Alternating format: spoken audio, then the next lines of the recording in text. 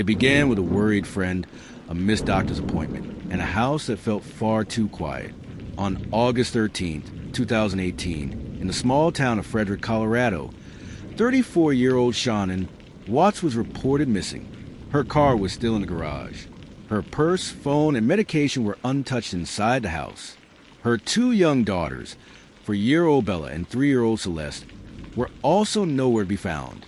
Police were called by Shanann's friend Nichol, who had dropped her off just hours earlier after a business trip. Shanann was 15 weeks pregnant. She had a routine. She always answered her phone. She was never just gone. When officers arrived at the Watts home, they found no signs of forced entry or struggle. Chris Watts, Shanann's husband, soon arrived. Calm, quiet, concerned, or so it seemed. He gave permission to search the house, walked them through each room, and offered no explanation for his family's sudden disappearance. He appeared helpful, cooperative, but something wasn't right. Chris would appeared on local news that same day, pleading for his wife and children to return. Standing on his front porch, arms folded, his voice steady, he said, "Shanann, Bella, Celeste, if you're out there, just come home. The house isn't the same without you." But behind the pleading eyes and calm demeanor, Chris Watts was hiding a secret one darker than anyone could have imagined. Chris and Shanann had been married since 2012. They lived what looked like an ideal suburban life. 2 daughters, a beautiful home, and a 3rd child on the way. Shanann was active on social media, constantly sharing videos of her children, her business, and her love for her husband. She called him the best thing that ever happened to me. They seemed happy, but appearances, as this case would prove, can be deceiving. In the weeks before her death, Shanann confided in friends and family that Chris had grown distant. He'd lost weight, started working out obsessively, and stopped being affectionate. While she was visiting family in North Carolina over the summer, he stayed behind in Colorado, and that's when everything changed. Shanann discovered that Chris had been having an affair with a co-worker named Nichol Kessinger. When she confronted him, he denied it, but she knew. She saw credit card charges that didn't add up. She read the cold, distant messages, and she tried to save the marriage anyway. She bought him relationship books. She asked him to talk. But Chris wasn't listening. He was planning.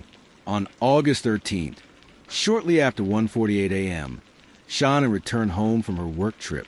Surveillance video captured her walking up to her front door, unaware that it would be the last time anyone saw her alive.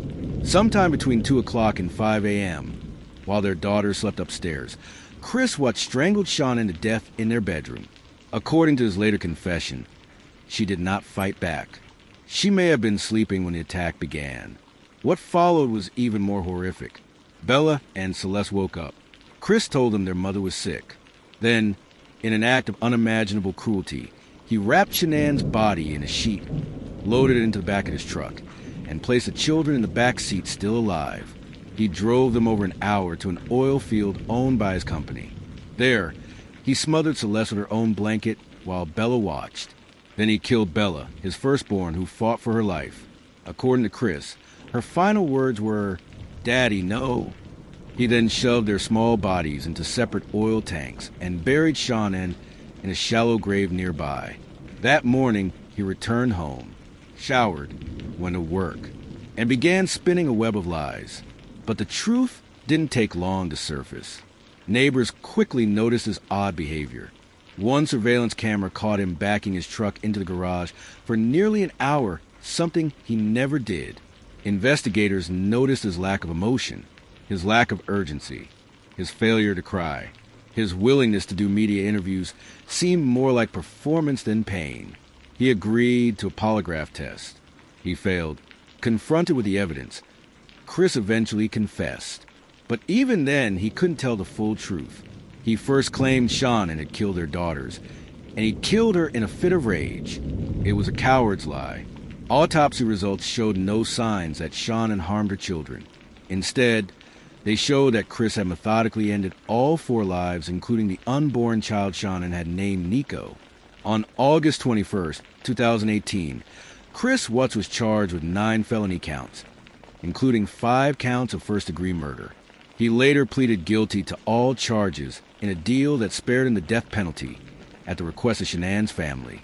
On November 19th, he was sentenced to 5 life terms without the possibility of parole, plus 84 additional years. Today, Chris Watts sits in a maximum security prison in Wisconsin, isolated from other inmates. He has admitted in letters and interviews that he planned the murders, that there was no fight, no heat of the moment, just a quiet calculation, a decision to erase his entire family, so he could be with another woman and start fresh. Public reaction to the case was swift and overwhelming. Chris Watts became the face of betrayal, a husband and father who destroyed everything and lied through a smile. The Netflix documentary American Murder, The Family Next Door, used real text, videos, and police footage to retell the story, and it shattered audiences. What shocked people most wasn't just the crime. It was how normal everything looked, until it wasn't. In one video, Shanann joyfully surprises Chris with a pregnancy announcement. He hugs her, smiles, says that's awesome. Weeks later, she and their children would be dead. The Watts family murders have become one of the most discussed and dissected true crime cases in modern history. It shattered the illusion of the perfect family. It reminded the world that evil doesn't always come with warning signs. Sometimes it comes with a quiet voice, a calm face, a man standing on his porch, begging the world to help him find the very people he murdered. Shanann, Bella, Celeste, and Nichol were more than victims. They were a family full of love, life, and promise. And their story continues to echo through every courtroom, every documentary, and every person who asks the question, how well do you really know the person you love? Because some crimes may be buried, but their echoes never die.